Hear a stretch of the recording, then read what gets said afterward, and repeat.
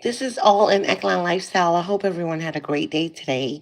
I would just like to present to you um, the reason why if you clean your house a lot, but something I do, and we don't. It's not always OCD. It could just be out of habit of what we were taught. But I only watched just a little bit of this. So I'm going to watch it with you so we can figure out why as to why we do that. And no worries, it's a good thing. But this is something that everybody could use. So it's called the psychological of people who keep their house clean, in which everybody should be doing so anyways, but some just do it more than others. So let's get started. And as you come in, please do subscribe, like, and share. Thank you. Welcome back to another episode.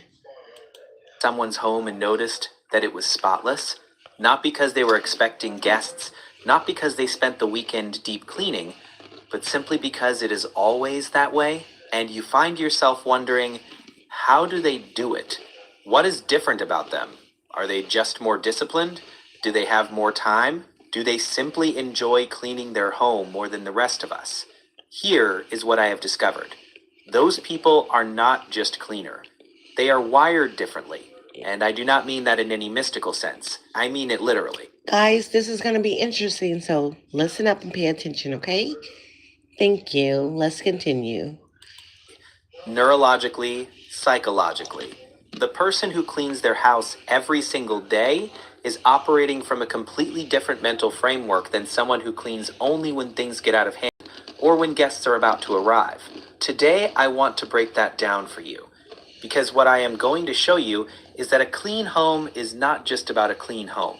It is about the state How many of you guys only clean when you're having company? Leave it in the comment and be honest. Let's continue. of your mind, the structure of your identity, and the relationship you have with your own environment. And if you have ever felt that a messy environment drains you, causes anxiety, or quietly suffocates you, then this video might just be the one that changes how you think about your space forever. Let us start here.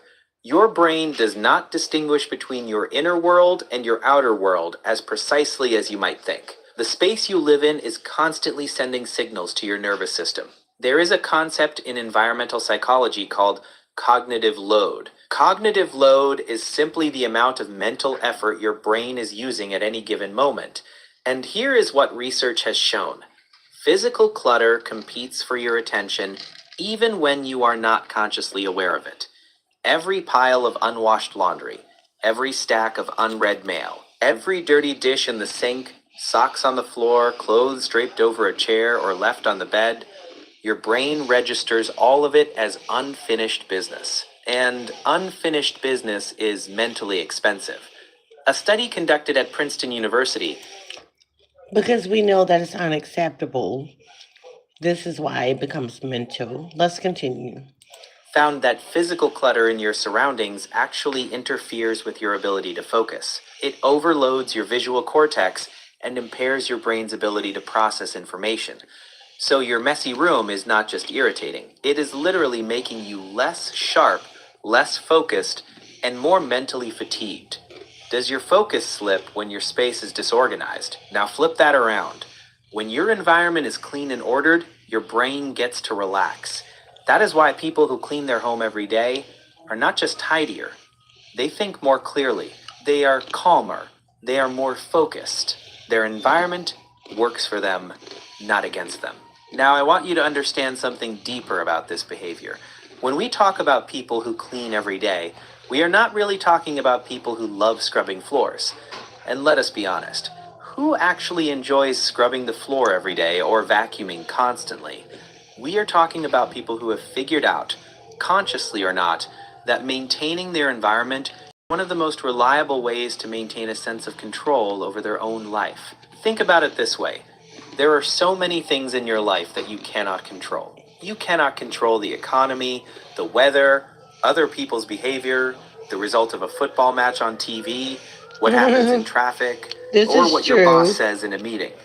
Most of life is unpredictable, and for many people, that unpredictability creates this quiet, constant anxiety. Guys, this is also about critical thinking. Critical thinking. Let's continue.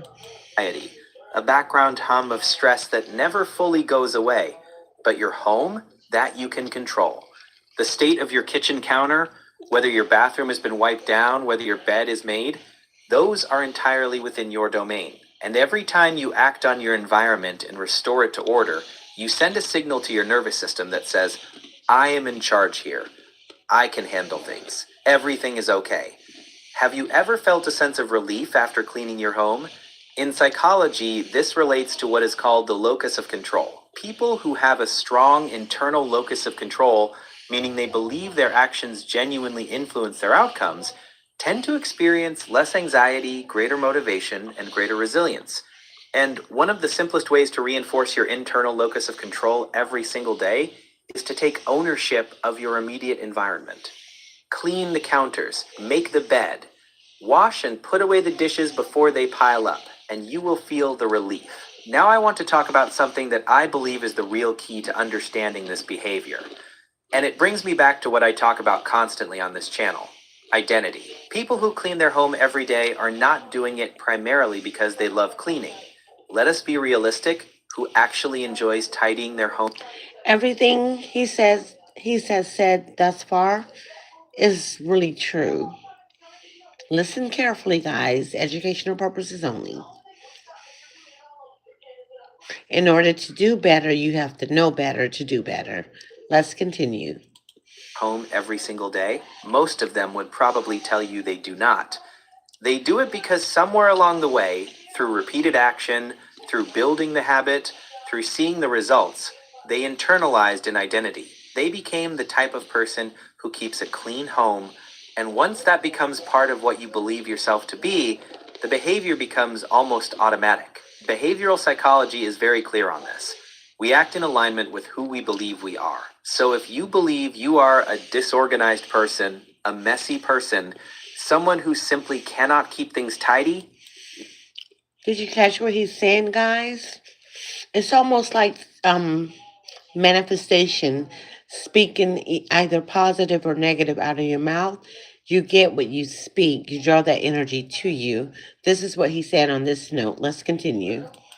What do you think will happen? You will let things pile up and tell yourself, well, that is just the way I have always been. But here is the good news. Identity is not fixed.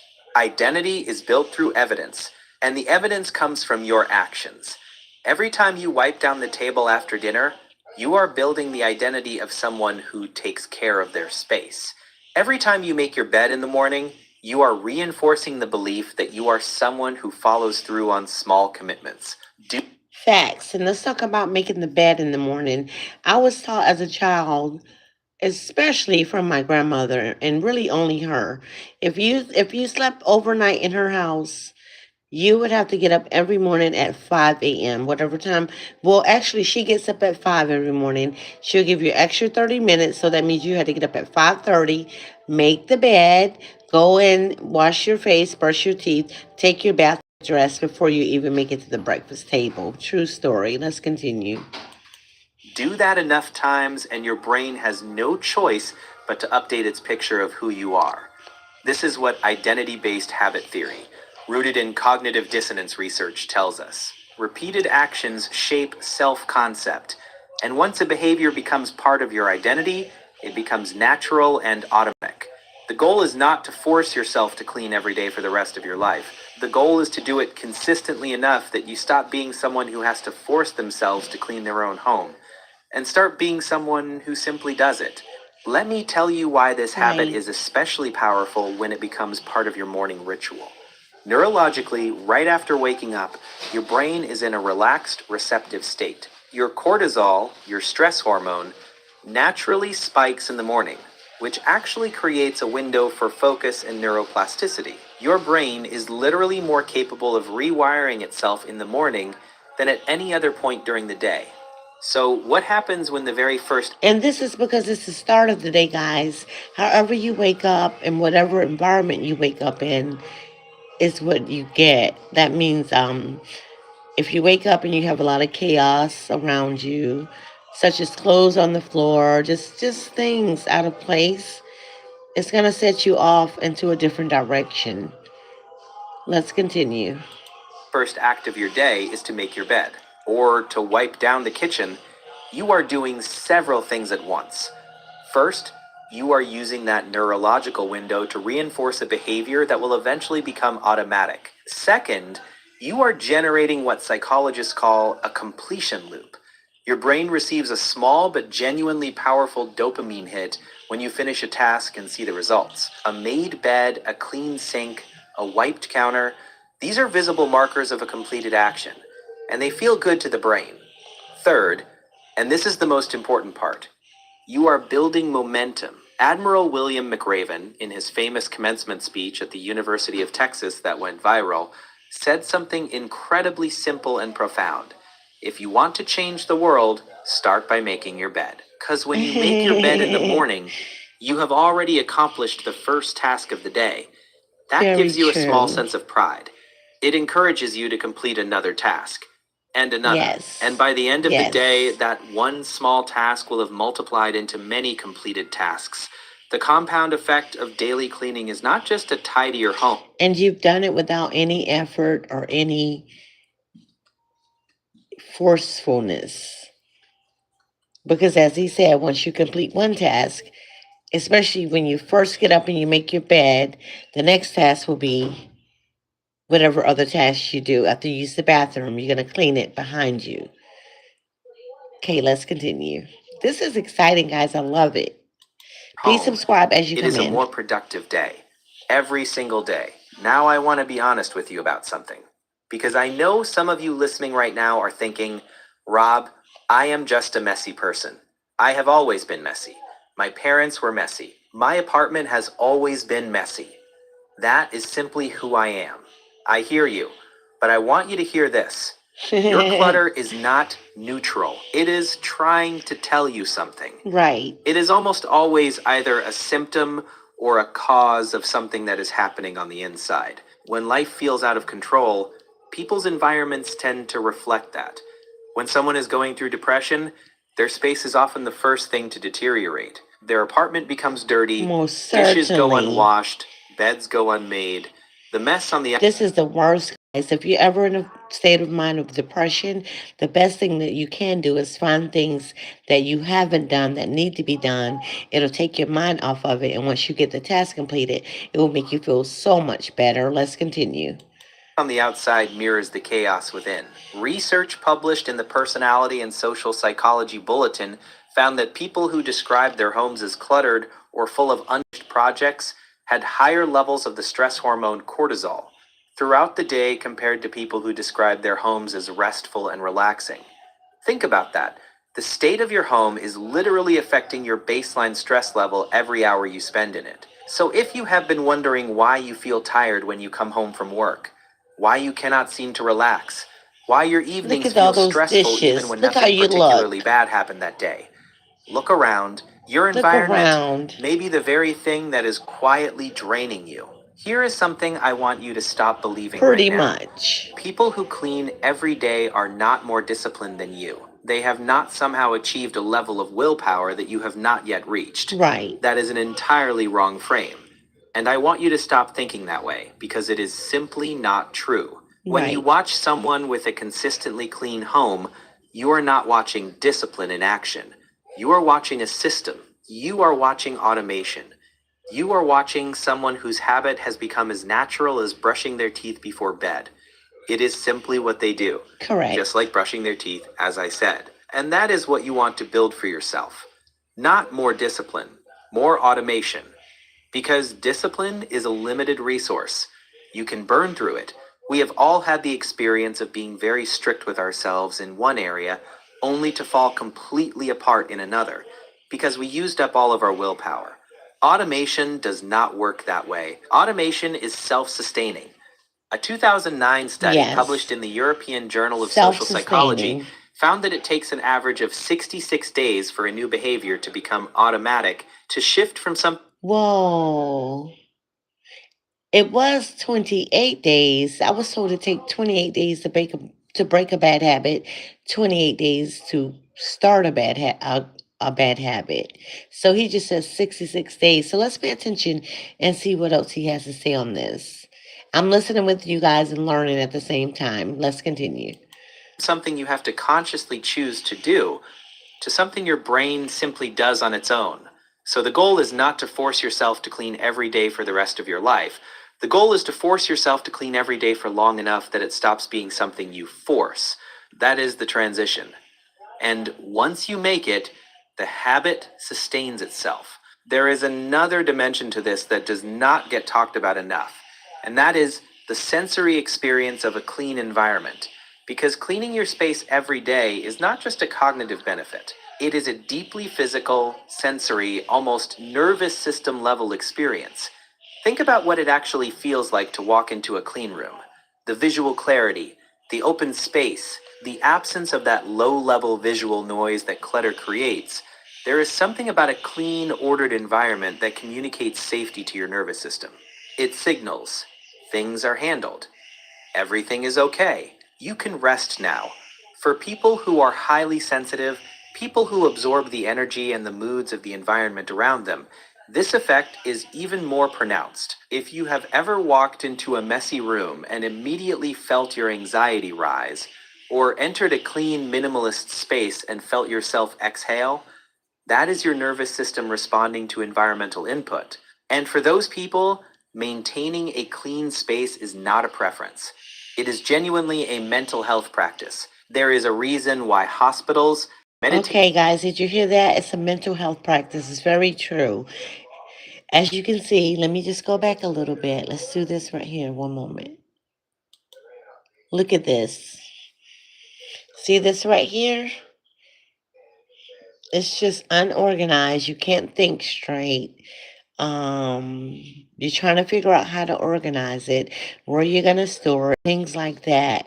It's best not to let it pile up like this, and therefore you don't have to deal with this at in your mental mind. This is how it becomes a mental mind thing, okay? Is all I'm trying to say.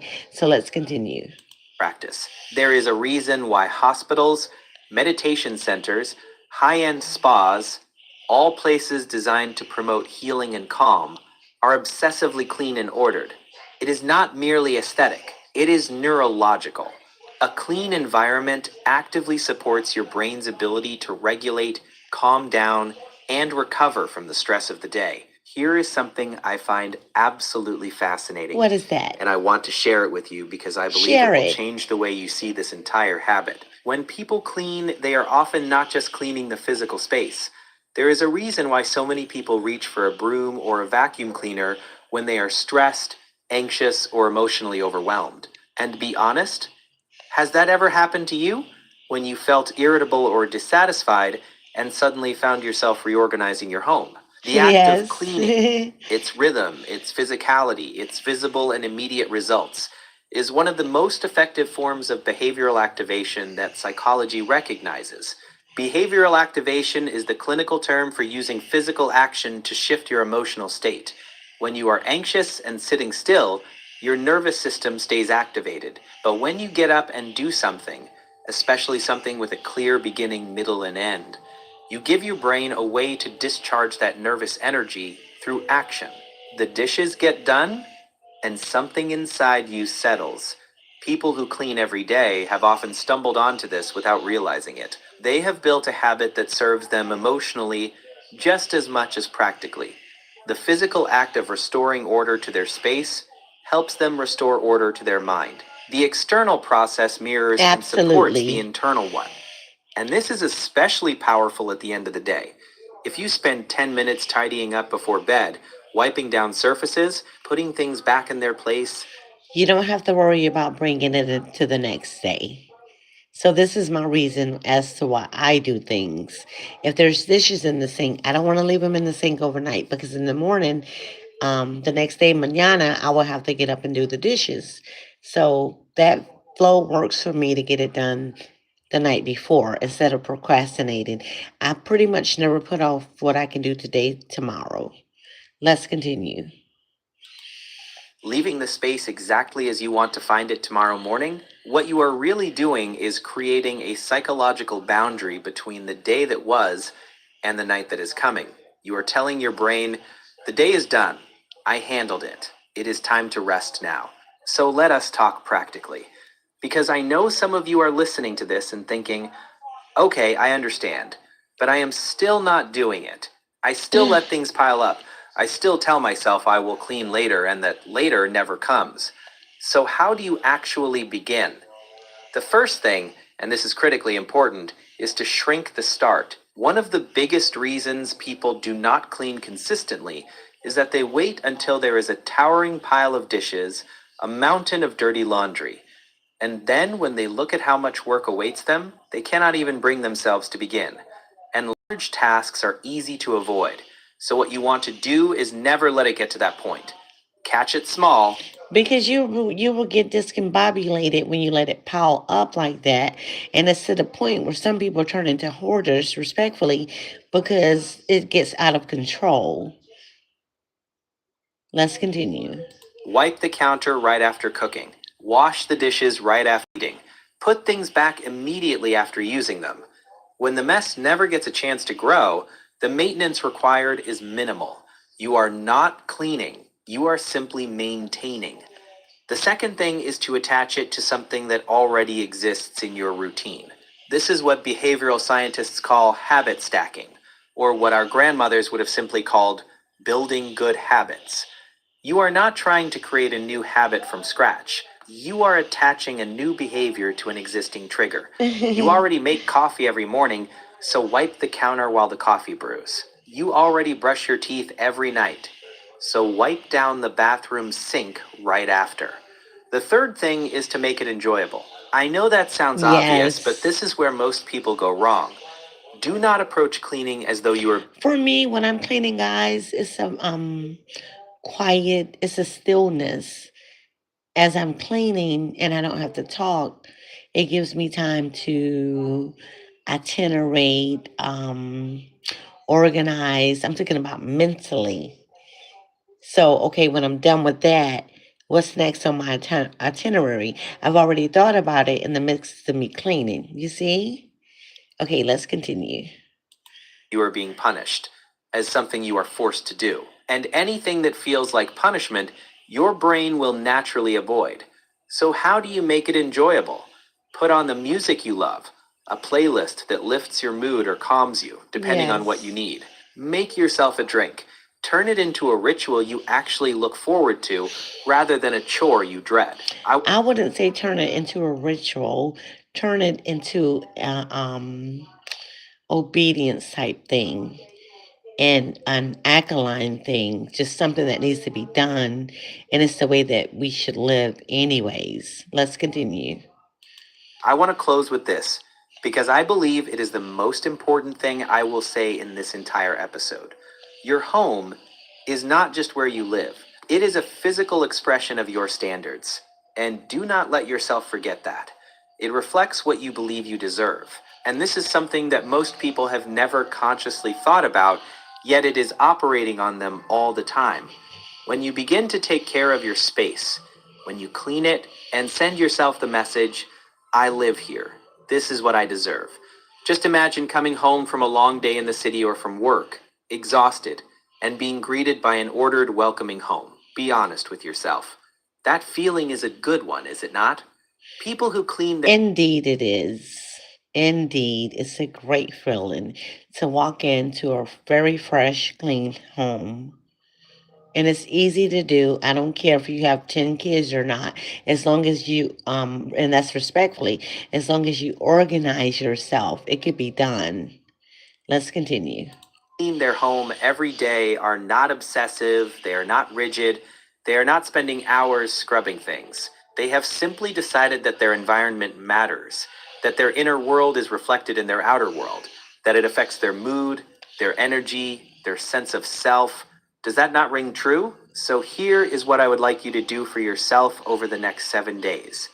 Choose one space in your home, just one, and maintain it every single day. It could be the kitchen, the living room. Okay, guys, this is your task for All in Economic Lifestyle, choose one room in your home to focus on to get organized. And once you get that space organized, you could also use that space for your meditation, for your Pilates, um, just for your quietness. And then it will also inspire you to move straight away to the next room. Okay? 7 days, guys. Let's continue. We're almost done. Please subscribe. Room or the bedroom. You decide which one you want to focus on. Perhaps the room where you spend the most time, or maybe the one that bothers you the most. Do that for 7 days. Then tell me it has not changed something in you.